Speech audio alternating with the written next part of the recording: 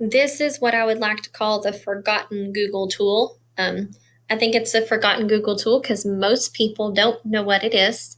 A lot of people haven't heard of it, and to be completely honest, I have not used it until this summer. So we're going to go over Google Keep and how you could use it on the teacher end and how you could encourage your students to use it on the student end. If you will click into the link below it, we're on number 10 if you're looking at the classroom view. Just like every Google tool, once you get into Google Keep, it's going to ask you, or it's going to go through tutorials for you. I went ahead and signed in as me. You will notice when I log into my Google Keep, I already have a checklist.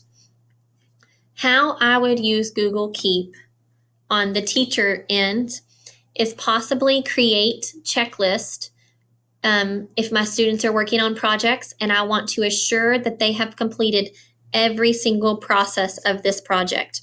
For example, I would take my rubric and I would pull out the 4 to 5, sometimes 6 things that I'm grading them on, and I would put them in a checklist to share out with the students so they know that they are reaching everything that they need to accomplish for that project. Now, I'll show you how to create your own checklist, and then I'll show you how to share it out. Also, I think Google Keep is great on the student end because there's so many times we assign projects for them and we walk up to them and we ask them, what are you doing? What are you working on? What part are you on? I think it would be awesome before they start a project for them to have to share with us their Google Keep, because as you check these off, as you notice as I check them off, they go down to the bottom in like the completed I'm done with you list. I would love to be able to pull up the kids' Google Keep and know, okay, he's done his 4 squares, he's done his rough draft, he must be working on his peer review right now. So that's another way you can kind of look at it on the student end.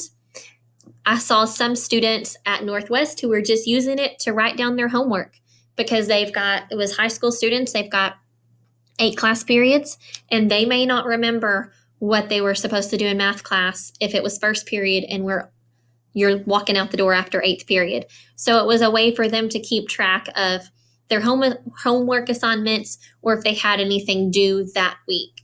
So to create a note is super easy. You just click on take a note and you can title it whatever you want. I'll do a math homework one.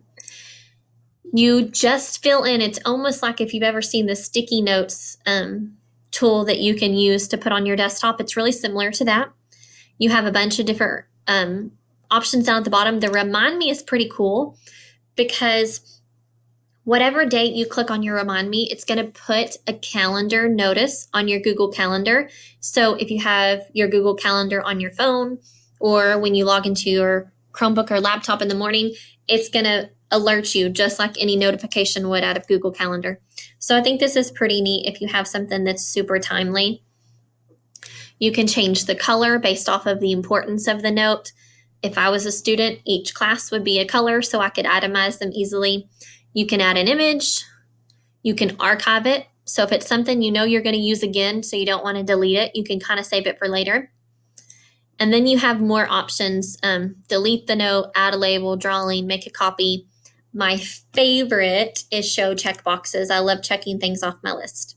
So if I had math homework, say I'm writing it for the whole week, page 34, questions 9 through 15, then we'll call that Monday. And let's add another one, page 56, questions 12 through, let's say this is a hard day. And you can just enter down and add as many as you want to. You can rearrange them, I think. Yep, by grabbing them over on the side and moving them up and down. You can edit them. And when you're finished, you just click off of the note and it's going to automatically appear. It looks really similar to a Padlet board, just hanging notes everywhere. Now, let's say that you needed to share this. Say somebody was absent and you know they have their math book at home and you want them to know what they need to work on, you would add a collaborator. This is the moment where you would start typing in their emails. If you have email groups, you could start typing in, here's my 5th grade students. If I wanted to share it with all my students, I could click on them and they would know what their math homework is for that week.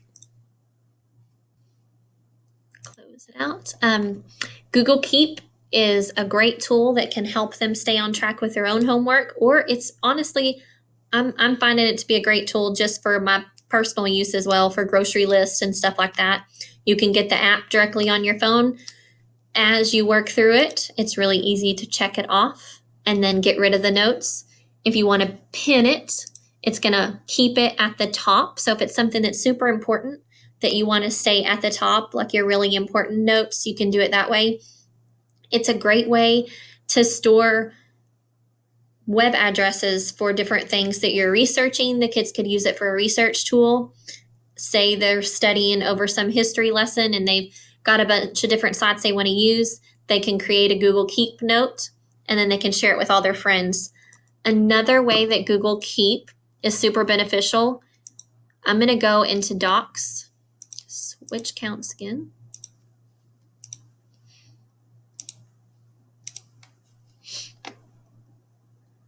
I'm going to create a new Google Doc. Say we had a bunch of Google Keeps that had websites because we were studying the Civil War.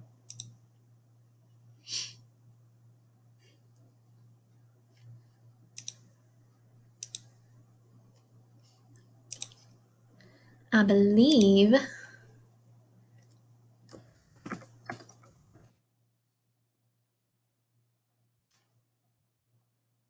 let's see.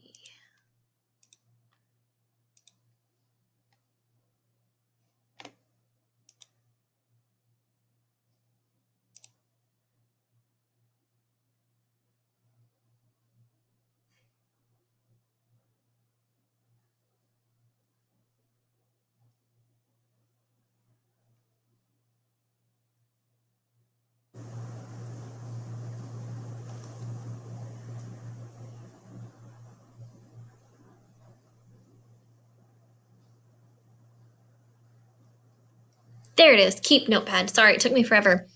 I knew that option was there somewhere. So now once you're in Google Docs, you can click on Tools and click the Keep Notepad. Now, say you've had a bunch of students who've shared with you different links for the Civil War, but everybody's studying it. You can actually grab these and dump them on a Google Docs together. As you see, it kind of merged them together. So you could share this out with everybody to have. So everybody submitted a different Google Keep note, but at the end of it, everybody's going to get the links over the Civil War. So this is another way that you could use Google Keep in your classroom, or your students could use it as well.